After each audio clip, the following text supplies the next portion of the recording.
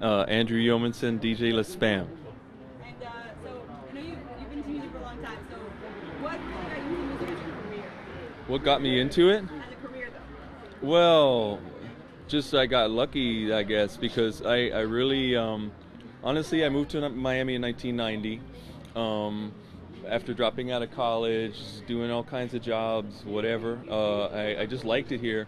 And when I moved here, I said to myself, well, I don't know, I guess I got to a point in my life where I was like, okay, if I could imagine myself doing anything and not put any limitation on it, what would it be? And I really just in the back of my mind, that's what I dreamt of doing, was just playing music live. So I said, well, okay, I'll give myself 10 years doing it, trying, and at that time I was really just playing guitar. I wasn't doing electronic, anything. I was really old school and wanting to just, play guitar in a band. That's all I wanted to do. So by like 92, I was playing in different bands, like roots fusion bands, but like more like Haitian voodoo roots bands from down here.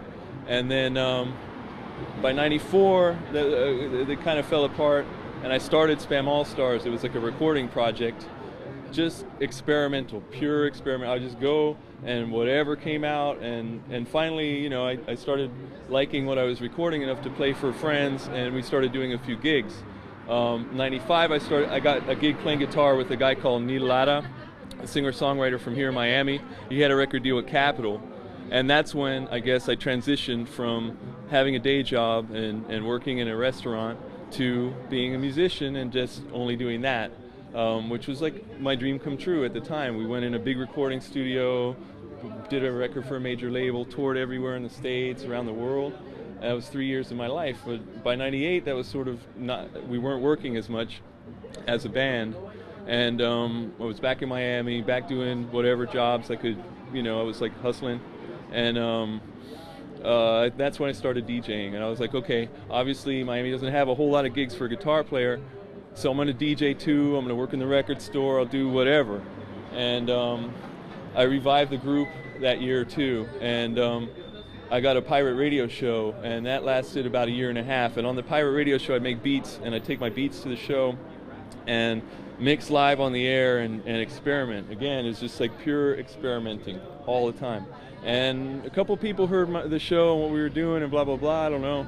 We got a few club residencies going, in succession, which brought us here in 2001 to Hoy Como Ayer.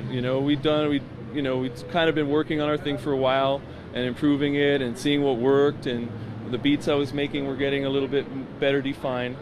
And so by 2001 we started playing here, and all of a sudden everything kind of clicked and people started coming to see what it was. And like after, I never thought this gig was going to be something that would work out. I thought it was going to be like, I don't know, like we'd do it for 2 or 3 weeks, the owners would be like, nobody's making money, get out of here, and so after a month though it was full, and then after 3 months it was crazy, it was like too full, and that went for like 3 years, I guess, almost. And so I don't know, and that's all I've been doing ever since is Spam All Stars. And so, like I said, I feel very lucky, and I didn't think it was going to be something that would ever be possible. I said to myself, okay, after 10 years, if I'm not doing good, then I'll just choose a normal career and just do that and play it safe and whatever. And I mean, still, we don't have a safety net. I mean, like, I don't really have a pension or insurance or all those things that most people would have, but I get to do what I like. I guess that's the trade-off. So.